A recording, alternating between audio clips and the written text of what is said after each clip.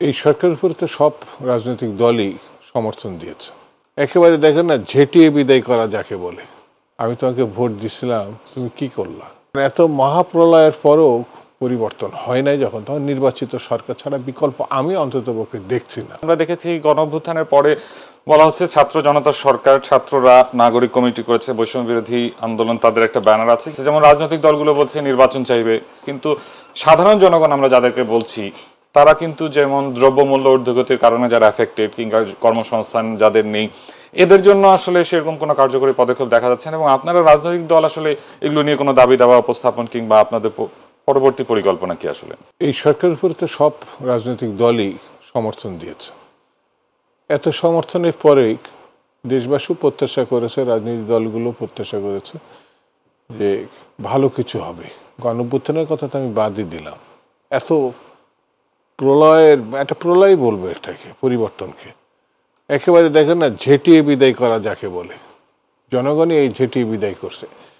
এরপরে সরকার কিন্তু বাজার সিন্ডিকেট, যেটা আপনি বললেন, মানুষের জীবনযাত্রাকে সহজ করা, দুমুঠো ভাত কাপড় খাওয়া, সেই দুমুঠো ভাত নাই, কাপড়ও নাই, চাকরি নাই, এটা শ্বাসরুদ্ধকর অবস্থা। তো এই সরকার যে আদতে পারে নাই বা পারবে, এটা কিন্তু ডিসাইডেড, এটা কিন্তু পরিষ্কার হয়ে গেছে। 2 নম্বর আছে, জনগণ যখন তার প্রত্যাশিত ভোটটা দেবে তখন কিন্তু এই জিনিসগুলো মাথায় রেখে দেবে যে এই সরকার তার সমস্যাগুলো সমাধান করবে। সেই সমস্যার সমাধানের জন্য সে যাকে ভোট দিবে তার কাছে কিন্তু তার একটা দাবিও থেকে যাবে। আমি তোমাকে ভোট দিছিলাম, তুমি কি করলা, বলতে পারে। কারণ এত মহাপ্রলয়ের পরও পরিবর্তন হয় নাই যখন, তখন নির্বাচিত সরকার ছাড়া বিকল্প আমি অন্ততপক্ষে দেখছি না। তো যেমন এই সরকারের একটু আগেই বললাম, ঘেঁষাঘেঁষি করে তারা চলে ক্ষমতায় যাওয়ার প্রত্যাশা করে, চিন্তা করতে পারে, তা করতে পারে। কিন্তু এটি যে কার্যকর হবে না, এটা কিন্তু 111 পরে আমরা দেখছি। তখনও কিংস পার্টি আমরা দেখছিলাম, পরবর্তীতে জেনারেল মঈন পালাইছে, ফখরুদ্দিন পালাইছে, ওই পার্টি এখন নামও শোনা যায় না। আর এখন ওই রকম দুইজন বিচক্ষণ ব্যক্তিত্বর সামনে মাঝখানে বসে পা উপরে তুলে দিয়ে সোশ্যাল মিডিয়াতে যেসব ট্রোল হচ্ছে এখন আলোচনা, তারা জাতির কি দিবে? তারা যেভাবে আচার আচরণ, বডি ল্যাঙ্গুয়েজ সব মিলাই আমার কাছে মনে হচ্ছে বাস্তব ক্ষেত্রে তারা কোনো ঘটনাই না।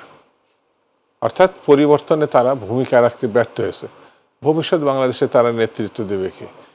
বৈষম্য বিরোধী ছাত্র সংগঠনের সঙ্গে যখন সকল রাজনৈতিক দল একসঙ্গে ছিল, মানুষ আশার স্বপ্ন দেখছে।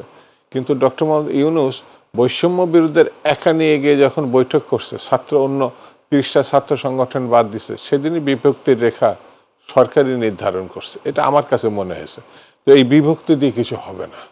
যদি বেরিয়ে আসতে হয় তাহলে অবশ্যই তাকে একটি নির্বাচনের মুখোমুখি হতে হবে।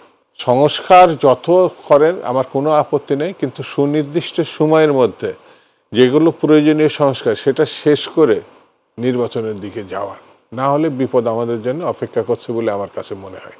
এর থেকে বেরিয়ে আসা খুব কঠিন হবে। আর 2 নম্বর যে প্রশ্নটা, আমি তাদেরকেই পরামর্শ নিব যাদের পরামর্শ দেওয়ার ক্ষমতা আছে।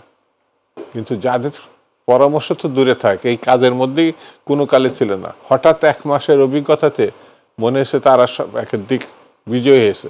কিন্তু তার আগে যে 16 বছর 18 বছরের একটা ঘটনা আছে, যে আদৌ তারা মাথায় নেয়নি, মানেও না। কারণ এই এই এই সরকারের মধ্যে এমন উপদেষ্টা আছে 53 বছর নিয়ে সে টান দিছে, যে 53 বছর কিছু হয় নাই। এই বুদ্ধিহীন কোনো মানুষ এখন এই সরকারের মধ্যে আছে।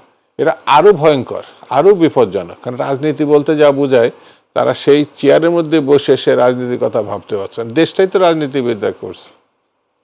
সেই দেশে একটা চেয়ারের মধ্যে বসে 90-এর গণঅভ্যুত্থান তো রাজনীতিবিদরা করছে, ছাত্র রাজনীতিবিদ, রাজনৈতিক দলগুলো। সেটা যদি সে না দেখতে পায় তাহলে সে আবার সরকারের প্রতিনিধিত্ব করছে না। কিন্তু আসলে তাদের কাছ থেকে তো রাজনৈতিক দলগুলো বা রাজনৈতিক নেতাদের মতো বিষয়গুলো আমরা আশা করতে পারি না, কারণ তাদেরকে একটা দায়িত্ব দিয়ে আসলে এই অবস্থানে নিয়ে যাওয়া হয়েছে এবং সেটা সংস্কার কেন্দ্রিক। তো রাজনৈতিক দলগুলো যেভাবে দেশ পরিচালনা করবে সেরকম প্রত্যাশা আসলে আমরা তাদের কাছ থেকে কি করতে বসছে পারি? রাজনৈতিক চেয়ারে, বসছে রাজনীতির চেয়ারে, এটা শিক্ষকের চেয়ার না, এটা অন্য কোনো চেয়ার না, চেয়ারটা রাজনীতিকদের। রাজনীতিবিদরা না বসুক, যেই বসবে তাদের দৃষ্টিভঙ্গি স্বচ্ছ, স্বাভাবিক, গ্রহণযোগ্য হতে হবে। জি।